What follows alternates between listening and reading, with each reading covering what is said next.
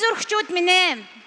Ерөөс нийт Монголын ард түмэн сонор сэрэмжтэй байх тун гэж нэгэн цагийн их яруу найрагч Юлис Фужик хэлсэн юм а.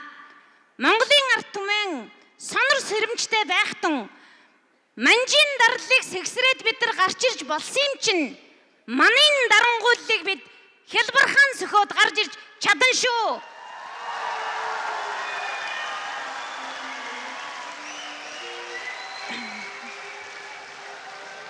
Инхийн тулд бид өнөөдөр бидэнд олдож байгаа цорын ганц боломж, түүхэн боломжийг бид огтхонч алдаж болохгүй.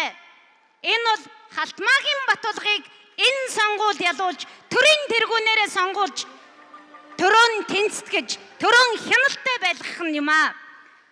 Хаад ноёдын хүлэг биш, харцымэр төрүүлэх болтугай Монгол ялна. Баярлалаа. Ардчилсан намаас нэр дэвшигч Халтмаагийн Батулгын төлөө саналаа өгцгөөе.